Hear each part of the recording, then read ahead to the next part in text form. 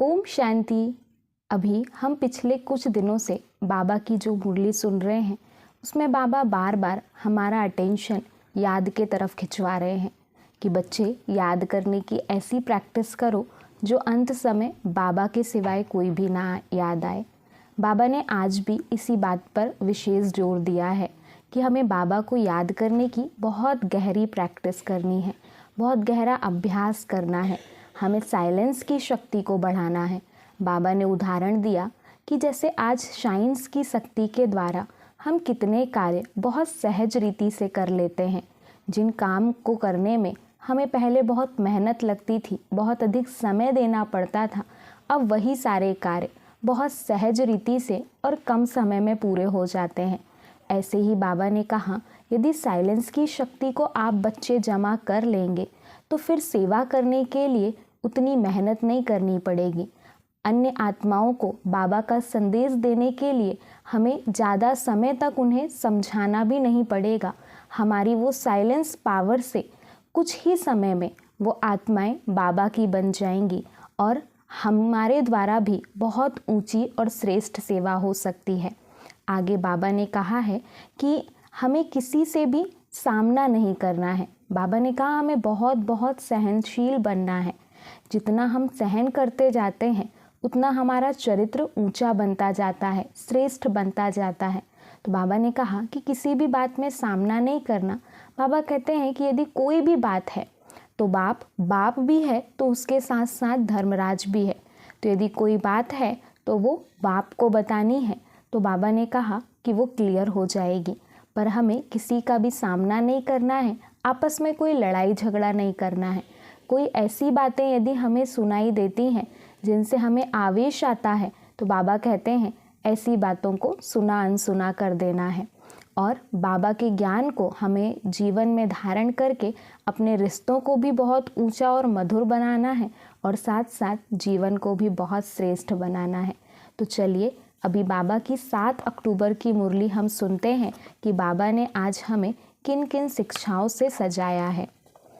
बाबा बोले, मीठे बच्चे, बुद्धि को यहाँ वहाँ भटकाने के बजाय घर में बाप को याद करो, दूर दूर तक बुद्धि को ले जाओ। इसे ही याद की यात्रा कहा जाता है। बाबा ने कहा कि हमें बुद्धि को यहाँ वहाँ नहीं भटकाना है।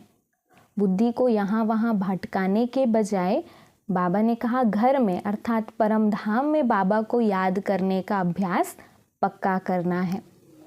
प्रश्न है, जो बच्चे सच्ची दिल से बाप को याद करते हैं उनकी निशानी क्या होगी? बाबा ने पूछा कि जो बच्चे सच्ची दिल से, साफ दिल से बाबा को याद करते हैं उन बच्चों की निशानी क्या होगी?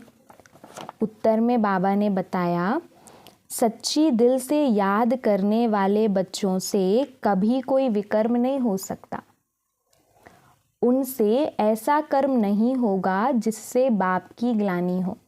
बाबा कहते हैं कि एक बार गहराई से चेकिंग करो अपनी, क्या हम वास्तव में सच्ची दिल से बाबा को याद कर रहे हैं?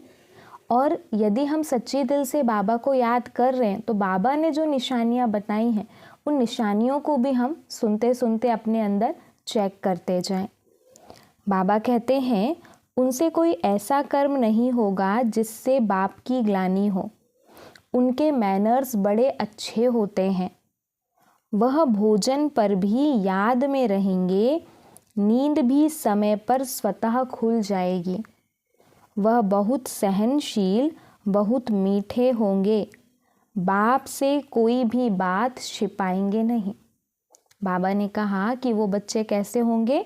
बहुत सहनशील भी होंगे, बहुत मीठे भी होंगे और बाबा से वो कोई भी बातें छिपाएंगे नहीं, क्योंकि वो तो जानी जाननहार है, उससे तो कुछ छिप ही नहीं सकता यदि हम चाहें भी छिपाना तो। पर उसका और हमारा रिश्ता बहुत गहराई का है, बहुत करीब का है। ये इसी बात से सिद्ध होगा जब हम अपने दिल की हर एक बात, अपने जीवन की हर एक बात बाबा को सच सच बताएंगे। और जब हम सच सच बाबा को अपने जीवन की हर एक बात बताएंगे तो जैसे कि कहा जाता है, सच्चे दिल पर साहेब राजी। तो बाबा हमारे सच्चे दिल पर ज़रूर राज़ी होगा और राज़ी होकर के हमें सर्व प्राप्तियों से संपन्न कर देगा, सर्व प्राप्तियों से भरपूर कर देगा। गीत है हमारे तीर्थ न्यारे हैं। ओम शांति। बाप बैठ बच्चों को समझाते हैं। कोई निराकार बाप को समझे, कोई साकार बाप को समझे, कोई मात पिता को समझे। यह मात पिता समझाते हैं तो भी माता अलग और पिता अलग हो जाते। अगर निराकार समझाए तो निराकार अलग, साकार अलग हो जाते, परंतु यह समझाने वाला बाप है। तुम बच्चे ही यह जानते हो कि जिस्मानी तीर्थ और रूहानी तीर्थ हैं। वह जिस्मानी तीर्थ आधा कल्प के हैं। अगर कहेंगे जन्म जन्मांतर से यह चलते आए हैं तो फिर ऐसे समझेंगे शुरू से लेकर यह चलते हैं, अनादि हैं। ऐसे तो है नहीं, इसलिए आधा कल्प से कहा जाता है। अभी बाप ने आकर इन तीर्थों का राज समझाया है। बाबा ने कहा यदि ये कहेंगे ना कि जन्म जन्मांतर से चलते आए हैं तो फिर समझेंगे कि अनादि हैं, पर बाबा ने कहा ऐसे तो नहीं है, इसलिए बाबा क्या कहते हैं, आधा कल्प से चलते आए हैं। मन मनाभव अर्थात रूहानी तीर्थ जरूर आत्माओं को ही समझाते हैं और समझाने वाला है परम पिता, और कोई समझा ना सके। हर एक अपने अपने धर्म स्थापक के तीर्थ पर जाते हैं। यह भी आधा कल्प की रस्म रिवाज है। सब तीर्थ करते हैं, परंतु वह कोई को सद्गति दे ना सके, खुद ही घड़ी घड़ी तीर्थों पर जाते रहते हैं। तो बाबा ने कहा कि सब तीर्थ जाते हैं, पर तीर्थों में जाने से हमारी सद्गति हो जाए ये निश्चित नहीं रहता। अमरनाथ बद्रीनाथ तरफ वर्ष वर्ष तीर्थ करने निकलते, फिर चारों धाम करते। अभी यह रूहानी तीर्थ सिर्फ तुम जानते हो। बाबा ने रूहानी तीर्थ बताया, मन मनाभव, बाबा की याद, ये ही सच्चा रूहानी तीर्थ है। बाबा कहते हैं रूहानी सुप्रीम बाप ने समझाया है मन मनाभव और जिस्मानी तीर्थ आदि सब छोड़ो, मुझे याद करो तो तुम सच्चे सच्चे स्वर्ग में चले जाएंगे। वास्तव में यदि हम देखें तो जब हम तीर्थ स्थानों पर जाते हैं या हम कहीं भी तीर्थ स्थान जाते हैं तो हमारा उद्देश्य यही होता है कि हमारे मन को शांति मिले, हम सच्ची सुख और शांति का अनुभव कर पाएं। पर यदि वहाँ जाकर के भी हमारा मन चिंताओं से, डर से और पुरानी बातों से ही विचलित होता है तो फिर उन तीर्थों में जाने का हमारा कोई सार नहीं निकलेगा। इसलिए बाबा कहते हैं कि उन तीर्थों में यदि धक्के खाने जाते हैं, उन तीर्थों में यदि हम जाकर भी विचलित ही रहते हैं, हमारा मन हलचल में ही रहता है, तो क्यों ना एक स्थान पर बैठ कर के शांति से परमात्मा को याद करें और उसकी याद में मगन हो जाएं, जिससे हम आंतरिक सुख और शांति से भरपूर हो जाएं। तो यही बाबा ने कहा सच्चा तीर्थ कहलाएगा। बाबा कहते हैं यात्रा माना आना जाना, वह तो अभी ही होता है, सतयुग में यात्रा होती नहीं। तुम हमेशा के लिए स्वर्ग आश्रम में जाकर बैठेंगे, यहाँ तो सिर्फ नाम रख देते हैं। वास्तव में स्वर्ग आश्रम यहाँ होता नहीं। स्वर्ग आश्रम सतयुग को कहा जाता है, नरक को यह अक्षर दे नहीं सकते। नरकवासी नरक में ही रहते हैं, स्वर्गवासी स्वर्ग में रहते हैं। यहाँ तो जिस्मानी आश्रम में जाकर फिर लौट आते हैं। यह बेहद का बाप समझाते हैं। वास्तव में सच्चा सच्चा बेहद का गुरु एक ही है, बेहद का बाप भी एक है। भल कहते हैं आगा खा गुरु, परंतु वह कोई गुरु नहीं है, सद्गति दाता तो नहीं है ना। अगर सद्गति दाता होता तो खुद भी गति सदगति में जाए, उनको गुरु नहीं कहेंगे। यह तो सिर्फ नाम रख दिए हैं, सिख लोग कहते हैं सतगुरु अकाल।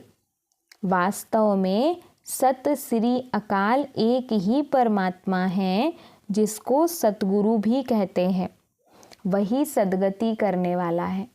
बाबा ने कहा वास्तविकता में सतगुरु उसे ही कहेंगे जो हमारी सदगति करने वाला है।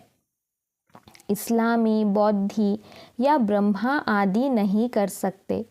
भल कहते हैं गुरु ब्रह्मा गुरु विष्णु। अब गुरु भल ब्रह्मा को कहा जाए, बाकी गुरु विष्णु गुरु शंकर तो हो ना सके। गुरु ब्रह्मा का नाम है जरूर, परंतु ब्रह्मा गुरु का भी तो गुरु होगा ना। सत श्री अकाल का तो फिर कोई गुरु नहीं, वह एक ही सतगुरु है। बाकी और कोई गुरु या फिलोसोफर या स्पिरिचुअल नॉलेज देने वाला है नहीं, सिवाय एक के। बाबा ने कहा सिवाय एक के और कोई भी इस आध्यात्मिक ज्ञान को देने वाला है नहीं। बुद्ध आदि तो अपने पिछाड़ी सबको ले आते हैं, उनको रजो तमो में आना ही है। वह कोई सदगति के लिए नहीं आते हैं। सदगति दाता एक का ही नाम वाला है, जिसको फिर सर्वव्यापी कहते हैं। फिर गुरु करने की क्या दरकार है? हम भी गुरु तुम भी गुरु, हम भी शिव तुम भी शिव, इनसे तो कोई का पेट नहीं भरता। बाबा ने कहा कि परमात्मा को सर्वव्यापी कह दिया है, तो हम भी गुरु तुम भी गुरु। तो फिर बाबा ने कहा फिर हमें ना सुख शांति से भरपूर होने की आवश्यकता है, पर यदि ऐसा है तो भी हम अंदर में खाली हैं। बाकी हाँ पवित्र हैं, इसलिए उनका मान होता है, सदगति दे नहीं सकते। वह तो एक ही है जिनको सच्चा सच्चा गुरु कहा जाता है। गुरु तो अनेक प्रकार के हैं। सिखलाने वाले उस्ताद को भी गुरु कहते हैं, यह भी उस्ताद है। माया से युद्ध करना सिखलाते हैं। बाबा भी हमें क्या सिखलाते हैं? बाबा भी हमें माया से युद्ध करना सिखलाते हैं। तुम बच्चों को त्रिकालदर्शीपन की नॉलेज है, जिससे तुम चक्रवर्ती बनते हो। सृष्टि के चक्र को जानने वाले ही चक्रवर्ती राजा बनते हैं। बाबा ने कहा कि जो सृष्टि के चक्र को जानते हैं ना, वही क्या बनते हैं? वही चक्रवर्ती राजा बनते हैं। ड्रामा के चक्र को व कल्प वृक्ष के आदि मध्य अंत को जानना बात एक ही है। चक्र की निशानी बहुत शास्त्रों में लिखी हुई है। फिलॉसफी की किताब अलग होती है। किताबें तो अनेक प्रकार की होती हैं। यहाँ तुमको कोई किताब की दरकार नहीं। तुमको तो जो बाप सिखलाते हैं वह समझना है। बाप की प्रॉपर्टी पर तो सब बच्चों का हक होता है, परंतु स्वर्ग में सबको एक जैसी प्रॉपर्टी तो नहीं होगी। राजाई है उनकी जो बाप का बना। बाबा कहा थोड़ा भी ज्ञान सुना तो वह हकदार हो जाते हैं। बाबा ने कहा जिन्होंने बाबा कहा और थोड़ा सा भी ज्ञान सुना तो वो बाबा की प्राप्ति के, बाबा से जो प्राप्ति होने वाली है उस प्राप्ति के हकदार हो जाते हैं। परंतु नंबरवार, कहाँ विश्व के महाराजा, कहाँ प्रजा दास दासियाँ, यह सारी राजधानी स्थापन हो रही है। बाप का बनने से स्वर्ग का वर्षा तो जरूर मिलता है, वर्षा मिलता है बाप से। यह नई बातें होने कारण मनुष्य समझते नहीं। बाप समझाते हैं सतयुग में विकार है नहीं, माया ही नहीं तो विकार कहाँ से आए। बाबा ने कहा सतयुग में विकार आदि की बात नहीं होती, वहाँ माया ही नहीं है तो विकार कहाँ से आए। माया का राज्य शुरू होता है द्वापर से। यह है रावण की 5 जंजीरें, वहाँ यह होती नहीं। जास्ती डिस्कस नहीं करना है, वह है ही संपूर्ण निर्विकारी दुनिया। बाकी बच्चे पैदा होने की, गद्दी पर बैठने की, महल आदि बनाने की जो रस्म रिवाज होगी वह ज़रूर अच्छी ही होगी, क्योंकि स्वर्ग है। बाबा ने कहा बाकी महल आदि बनाने की जो रस्म रिवाज सतयुग में होगी, बाबा ने कहा वो अच्छी होगी, क्योंकि वो क्या है, स्वर्ग है। बाप समझाते हैं, बच्चे इस रूहानी यात्रा में तुम्हें निरंतर बुद्धि योग लगाना है। यह बहुत सहज है। भक्ति मार्ग में भी सवेरे उठते हैं, ज्ञान मार्ग में भी सवेरे उठ बाप को याद करना है और कोई किताब आदि पढ़ना नहीं है। बाबा ने कहा कि हमें मुख्य क्या याद करना है, मुख्य हमें इसी बात पर अटेंशन देना है कि हमें बाबा को याद करना है। सिर्फ बाप कहते हैं मुझे याद करो, क्योंकि अब छोटे बड़े सबका मौत सामने खड़ा है। मरते समय कहते हैं भगवान को सिमरो। अंतकाल अगर भगवान को नहीं सिमरेंगे तो स्वर्ग में जा नहीं सकेंगे। हाँ, बाबा ने कहा कि लास्ट के समय यदि भगवान की याद नहीं रहेगी तो बाबा ने कहा हम स्वर्ग में जाने के अधिकारी नहीं बन सकेंगे।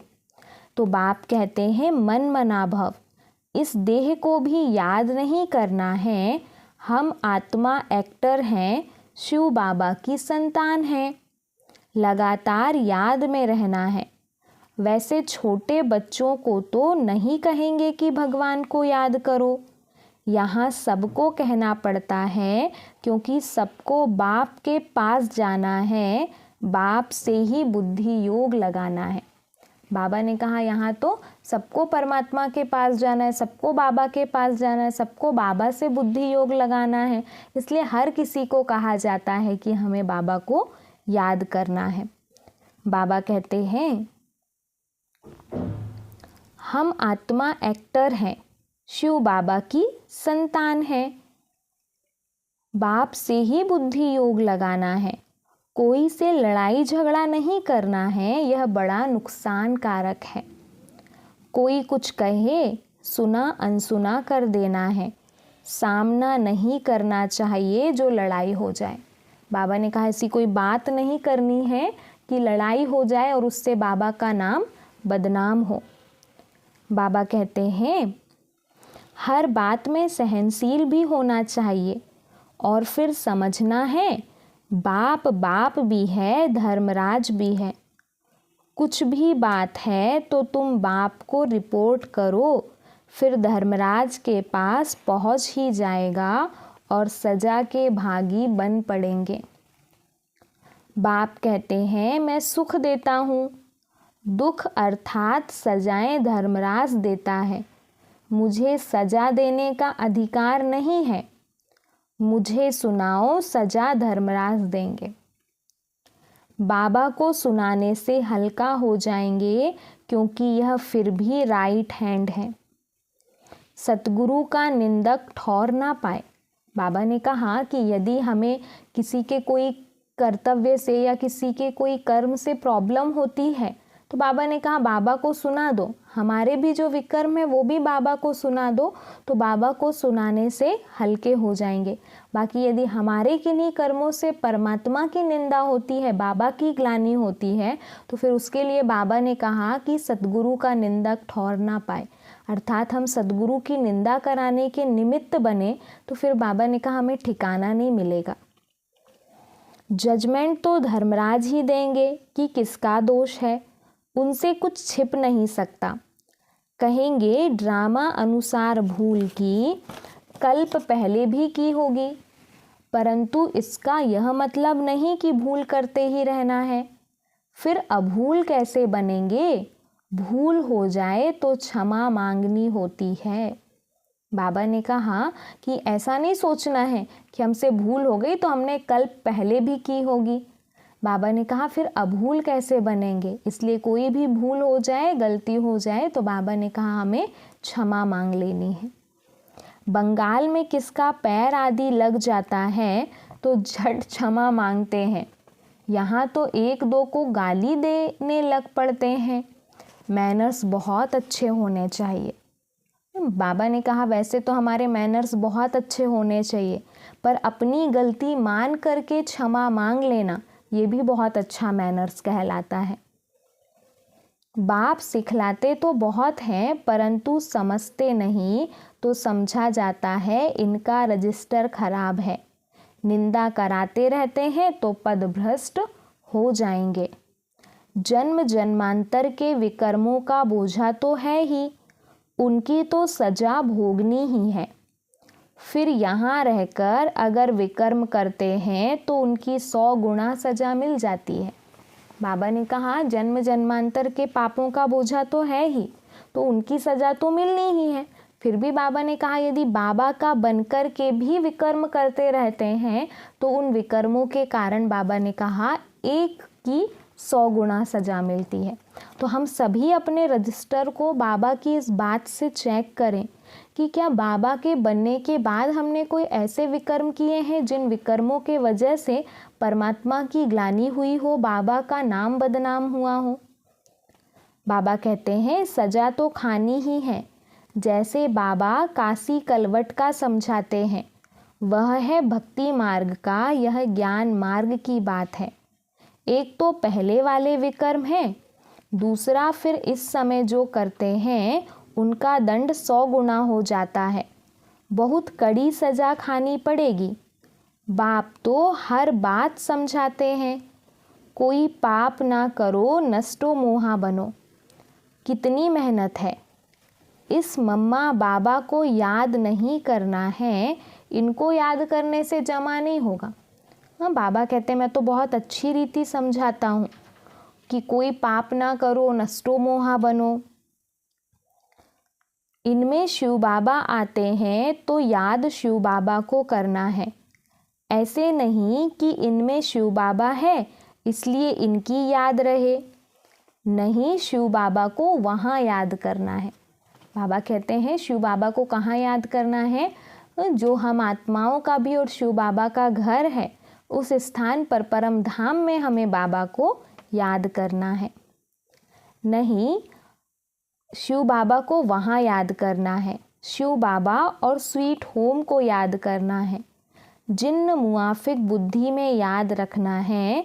शिव बाबा वहाँ रहते हैं, शिव बाबा यहाँ आकर सुनाते हैं, परंतु हमको याद वहाँ करना है, यहाँ नहीं। बुद्धि दूर जानी चाहिए, यहाँ नहीं।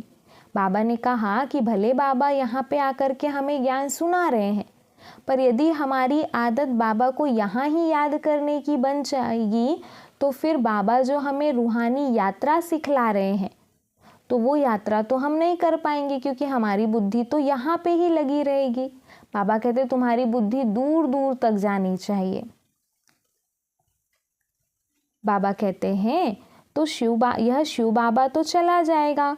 शिव बाबा इस एक में ही आते हैं, मम्मा में उनको देख ना सके।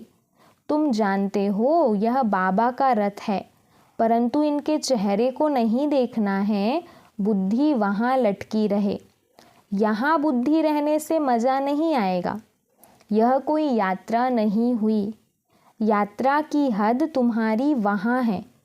ऐसे नहीं कि बाबा को ही देखते रहो क्योंकि इनमें शिव है, फिर ऊपर जाने की आदत छूट जाती है। बाप कहते हैं मुझे वहाँ याद करो, बुद्धि योग वहाँ लगाओ। कई बुद्धू समझते हैं कि बाबा को ही बैठ देखें। अरे बुद्धि को स्वीट होम में लगाना है। बाबा ने कहा कि क्या करना है? बुद्धि को स्वीट होम में लगाना है। शिव बाबा तो सदैव रथ पर रह ना सके, यहाँ आकर सिर्फ सर्विस करेंगे। सवारी ले सर्विस कर फिर उतर जाएंगे, तो बुद्धि वहाँ रहनी चाहिए। बाबा आते हैं, मुरली चलाकर चले जाते हैं, इनकी बुद्धि भी वहाँ रहती है। रास्ता बरोबर पकड़ना चाहिए, नहीं तो घड़ी घड़ी गिर पड़ते हैं। यह तो थोड़ा समय है, इनमें शिव बाबा ही नहीं होगा तो याद क्यों करेंगे? मुरली तो यह भी सुना सकते हैं, इनमें कभी है कभी नहीं है। कभी रेस्ट लेते हैं तुम याद वहाँ करो। बाबा कहते हैं तुम बाबा को परम धाम में याद करने की आदत पक्की करो। बाबा कहते हैं शिव बाबा को याद करो, नहीं तो पाप हो जाएगा। निरंतर बाप को याद करना है, नहीं तो विकर्म विनाश नहीं होंगे। बड़ी मंजिल है, मासी का घर थोड़े ही है। बाबा ने कहा बहुत बड़ी मंजिल है बाबा को याद करना। ऐसे नहीं भोजन पर पहले याद किया फिर खलास, ऐसे ही भोजन करने लग पड़े। नहीं, सारा समय याद करना पड़े, मेहनत है। ऐसे थोड़े ही ऊंच पद मिल सकता है। बाबा ने कहा ऐसे थोड़े ही ऊंच पद मिल सकता है, हमें सारा समय बाबा की याद में रहने की प्रैक्टिस करनी है। तब तो देखो करोड़ों में 8 रत्न पास होते हैं। मंजिल बड़ी भारी है, विश्व का मालिक बनना है, यह तो किसकी बुद्धि में नहीं होगा। इनकी बुद्धि में भी नहीं था। अब ख्याल किया जाता है 84 जन्म किसको मिलते हैं। जरूर जो पहले आते हैं वह हैं लक्ष्मी नारायण। यह है सब विचार सागर मंथन करने की बातें। बाप समझाते हैं हाथ काट दे दिल याद दे। मतलब हाथों से हमें कार्य करते रहना है और दिल से बाबा की याद करते रहना है। भल धंधे आदि में रहो, परंतु निरंतर बाप को याद करते रहो। यह है यात्रा। तीर्थों पर जाकर फिर लौटना नहीं है। तीर्थ बहुत मनुष्य करते हैं, अब तो वहाँ पर भी गंद हो गया है। नहीं तो तीर्थ स्थान पर कभी वैश्यालय नहीं होते। अभी कितना भ्रष्टाचार है। एक धनी तो कोई है नहीं, झट गाली देने लग पड़ते। आज चीफ मिनिस्टर हैं, कल उनको भी उतार देते, माया के मुरीद बन जाते हैं। पैसे इकट्ठे करेंगे, मकान बनाएंगे, धन के पिछाड़ी चोरी करने लग पड़ते हैं। तुम अब स्वर्ग में जाने की तैयारी कर रहे हो, वही याद आना चाहिए, धारणा भी होनी चाहिए। बाबा ने कहा अब तुम स्वर्ग में जाने की तैयारी कर रहे हो ना, तो तुम्हें बार बार वही याद आना चाहिए। और बाबा ने कहा कि स्वर्ग में जाने के लिए जिन जिन धारणाओं में हमें पक्के होना है वो धारणाएं हमें करनी है। मुरली लिखकर फिर रिवाइज करनी चाहिए। फुर्सत तो बहुत रहती है, रात को तो बहुत फुर्सत है। रात को जागो तो आदत पड़ जाएगी। जो सच्चा सच्चा बाबा को याद करने वाला होगा उनकी आँख आपे ही खुल जाएगी। बाबा ने कहा कि जो सच्चाई से बाबा को याद करने वाला होगा ना, सच्ची दिल वाला होगा, बाबा उसकी मदद भी करेंगे। तो बाबा ने कहा उनको टाइम भी मिल जाएगा और उनकी आँख भी आपे ही खुल जाएगी। बाबा अनुभव बताते हैं कैसे रात को आँख खुल जाती है। ब्रह्मा बाबा भी अपना अनुभव सुनाते हैं। अभी तो नींद के लिए और ही पुरुषार्थ करते हैं। हाँ, स्थूल काम करने से भी शरीर को थकावट होती है। बाबा का रथ भी देखो कितना पुराना है। विचार करो बाबा पतित दुनिया में आकर कितनी मेहनत करते हैं। भक्ति मार्ग में भी मेहनत करते हैं, अभी भी मेहनत करते हैं। शरीर भी पतित तो दुनिया भी पतित। बाबा कहते हैं मैं आधा कल्प तो बहुत आराम करता हूँ, कुछ भी ख्याल नहीं करना पड़ता है। भक्ति मार्ग में बहुत ख्याल करना पड़ता, इसलिए बाप को रहम दिल गाया हुआ है। Ocean of knowledge, ocean of bliss, कितनी महिमा करते हैं। वही बाप अभी हमको पढ़ाते हैं और कोई पढ़ा ना सके। भगवान जिसकी इतनी महिमा है वही आकर के अभी हमें पढ़ाते हैं। बाबा ने कहा और कोई नहीं पढ़ा सकता। अच्छा, मीठे मीठे सिके लधे बच्चों प्रति मात पिता बाप दादा का याद प्यार और गुड मॉर्निंग। रूहानी बाप की रूहानी बच्चों को नमस्ते। हम रूहानी बच्चों की रूहानी बाप दादा को याद प्यार, गुड मॉर्निंग और नमस्ते। सार है आज की मुरली का। पहली पॉइंट है किसी का भी सामना नहीं करना है, कोई कुछ कहे तो सुना अनसुना कर देना है। सहनशील बनना है, सतगुरु की निंदा नहीं करानी है। बाबा ने कहा किसी का भी सामना नहीं करना है। कोई यदि कुछ कहे तो बाबा ने कहा उसको सुना अनसुना कर देना है। दूसरी पॉइंट है, अपना रजिस्टर खराब होने नहीं देना है। भूल हो जाए तो बाप को सुनाकर क्षमा मांग लेनी है। बाबा ने कहा यदि हमसे कोई भूल हो जाए तो बाबा ने आज बहुत अच्छा मैनर बताया है कि बाबा ने कहा कि यदि भूल हो जाए तो हमें हमारी उस भूल को स्वीकार करके क्षमा मांग लेनी है। ऊपर याद करने की आदत डालनी है। बाबा को परमधाम घर में याद करने की आदत डालनी है। वरदान दिया बाबा ने, साइलेंस की शक्ति द्वारा जमा के खाते को बढ़ाने वाले श्रेष्ठ पद के अधिकारी भव। डिटेल है, जैसे वर्तमान समय साइंस की शक्ति का बहुत प्रभाव है, अल्पकाल के लिए प्राप्ति करा रही है, ऐसे साइलेंस की शक्ति द्वारा जमा का खाता बढ़ाओ। बाप की दिव्य दृष्टि से स्वयं में शक्ति जमा करो, तब जमा किया हुआ समय पर दूसरों को दे सकेंगे। जो दृष्टि के महत्व को जानकर साइलेंस की शक्ति जमा कर लेते हैं, वही श्रेष्ठ पद के अधिकारी बनते हैं। उनके चेहरे से खुशी और रूहानी झलक दिखाई देती है। इसलिए बाबा ने कहा हमें भी क्या करना है, साइलेंस की शक्ति जमा करके श्रेष्ठ पद के अधिकारी बनना है। स्लोगन है, अपने आप नेचुरल अटेंशन हो तो किसी भी प्रकार का टेंशन आ नहीं सकता। बाबा ने कहा क्या करना है, स्वयं पर नेचुरल अटेंशन रखना है। जब स्वयं पर नेचुरल अटेंशन हम रखेंगे तो किसी भी प्रकार का टेंशन आ नहीं सकता। हम टेंशन से फ्री हो जाएंगे, चिंता से मुक्त हो जाएंगे। तो बाबा की इन्हीं बातों को हमें ध्यान में रखना है। आज बाबा ने धारणा की बहुत अच्छी अच्छी बातें हमें बताई है कि यदि भूल हो जाए तो क्षमा मांग लेनी है। भोजन में बाबा को याद करने की प्रैक्टिस करनी है। और बाबा ने कहा कि ऐसा कोई कर्म नहीं करना है जिससे बाबा की ग्लानि हो, सद्गुरु की निंदा हो। और बाबा को परमधाम में याद करने का अभ्यास पक्का करना है। तो इन्हीं बातों में हमें बार बार अटेंशन देना है। ओम शांति।